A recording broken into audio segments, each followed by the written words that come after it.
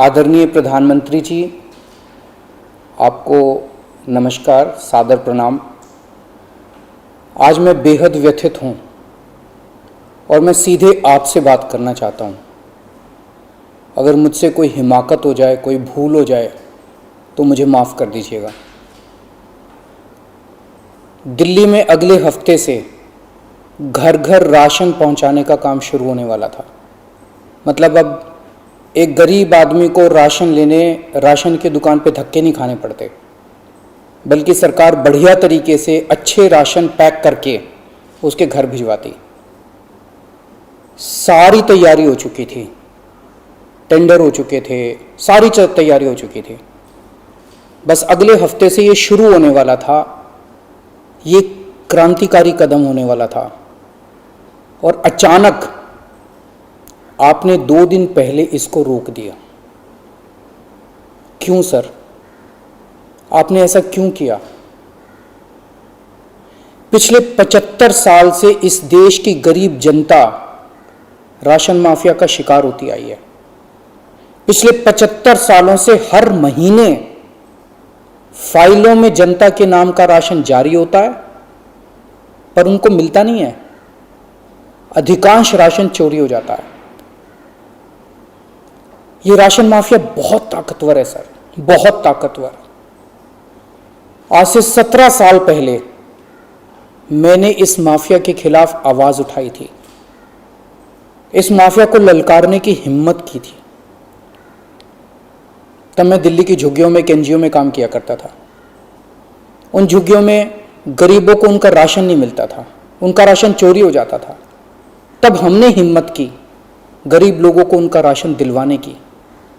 नतीजन हम पर 7 बार खतरनाक हमले हुए और एक बार तो इन लोगों ने हमारी एक बहन का गला काट दिया, लेकिन भगवान की दया से वो बच गई उस वक्त।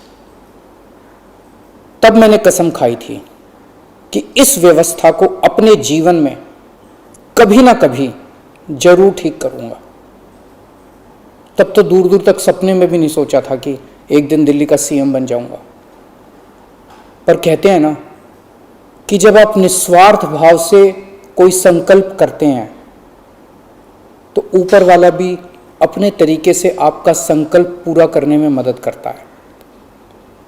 इस ब्रह्मांड की सारी शक्तियां आपकी मदद करती हैं। इस राशन माफिया के तार बहुत ऊपर तक हैं सर। 75 साल में आज तक कोई सरकार इस माफिया को खत्म करने की हिम्मत नहीं कर पाई। दिल्ली में पहली बार एक सरकार आई है जिसने ये हिम्मत दिखाई है। अगर ये घर घर राशन व्यवस्था लागू हो जाती ना सर, ये राशन माफिया खत्म हो जाता। पर देखिए ये राशन माफिया कितना ताकतवर निकला। दिल्ली में ये योजना अगले हफ्ते से लागू होने वाली थी और 1 हफ्ता पहले इन्होंने इसको खारिज करवा दिया। आपने ये कह के हमारी स्कीम खारिज की है कि हमने केंद्र सरकार से इसकी अप्रूवल नहीं ली। ये गलत है सर। हमने एक बार नहीं, 5 बार आपकी अप्रूवल ली है। ये रही सारी चिट्ठियां। केंद्र सरकार को हमने इतने सारे खत लिख के बताया कि हम ये योजना दिल्ली में लागू करने जा रहे हैं। कानूनन हमें दिल्ली में ये स्कीम लागू करने के लिए केंद्र सरकार की कोई अप्रूवल लेने की जरूरत नहीं है। कानूनन इस स्कीम को लागू करने के लिए राज्य सरकार पूरी तरह से सक्षम है। लेकिन हम केंद्र सरकार के साथ किसी तरह का कोई विवाद नहीं चाहते थे, इसलिए हमने एक बार नहीं 5 बार आपका अप्रूवल लिया है सर।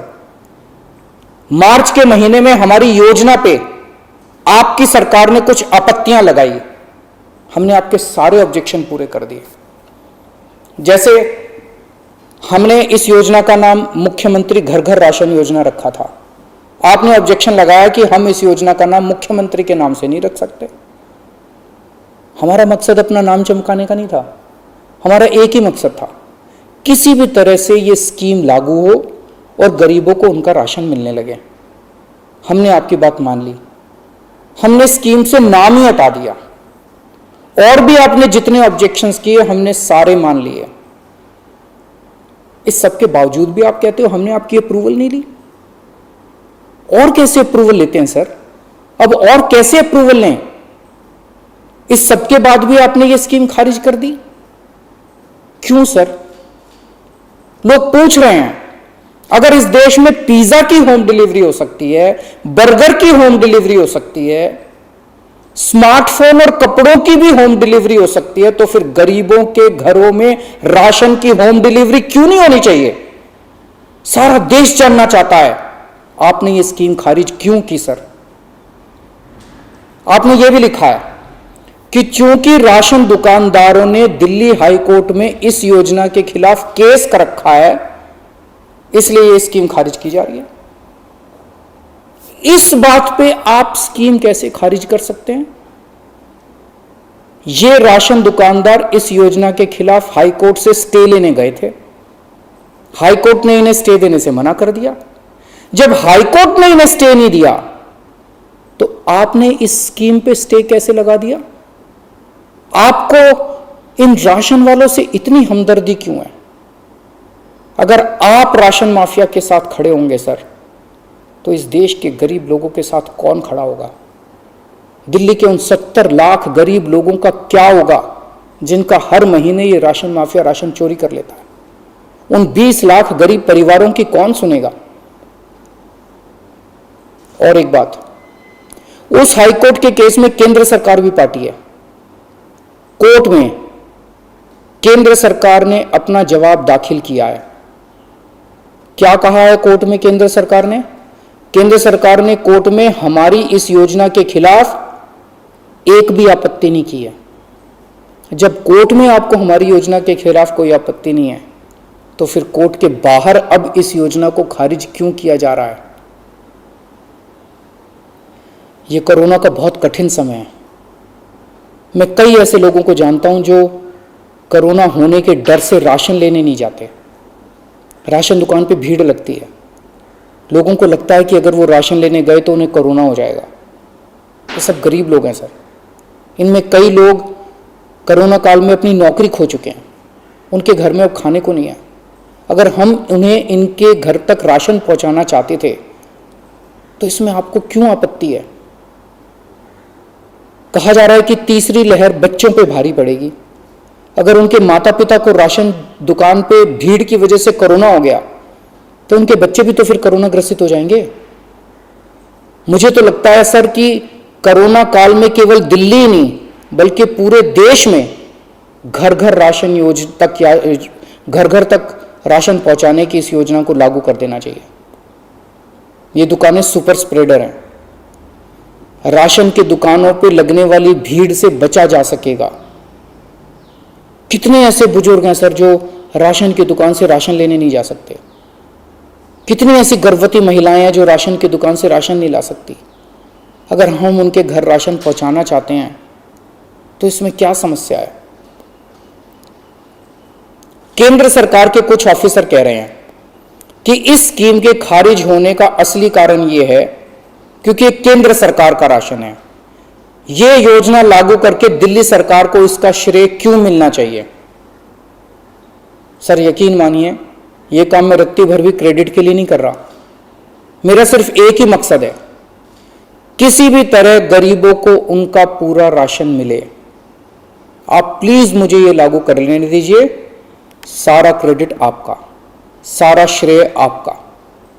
मैं खुद सारी दुनिया से कहूंगा खड़ा होकर कि ये योजना मोदी जी ने लागू की है। और फिर ये राशन ना आपका है ना मेरा है। ये राशन ना आम आदमी पार्टी का है ना भाजपा का है। ये राशन तो इस देश के लोगों का है और इस राशन की चोरी रोकने की जिम्मेदारी हम दोनों की है। इस वक्त देश बहुत भारी संकट से गुजर रहा है। ये वक्त एक दूसरे का हाथ पकड़ के मदद करने का है। ये वक्त एक दूसरे से झगड़ने का नहीं है। लोगों को लगने लगा है कितनी मुसीबत के समय भी केंद्र सरकार सबसे झगड़ रही है। आप ममता दीदी से झगड़ रहे हैं, झारखंड सरकार से झगड़ रहे हैं, आप लक्षद्वीप के लोगों से झगड़ रहे हैं, महाराष्ट्र सरकार से लड़ रहे हैं, दिल्ली के लोगों से लड़ रहे हैं, किसानों से लड़ रहे हैं। लोग इस बात से बहुत दुखी हैं सर कि केंद्र सरकार सबसे लड़ रही है। ऐसे देश कैसे चलेगा? आप हम सबसे क्यों लड़ रहे हैं? हम सब आपके ही हैं, हम सब भारतवासी हैं। ऐसे में हम सब आपस में लड़ेंगे तो कोरोना से कैसे जीतेंगे? हमें आपस में नहीं लड़ना, हम सबको मिलके कोरोना से लड़ना है।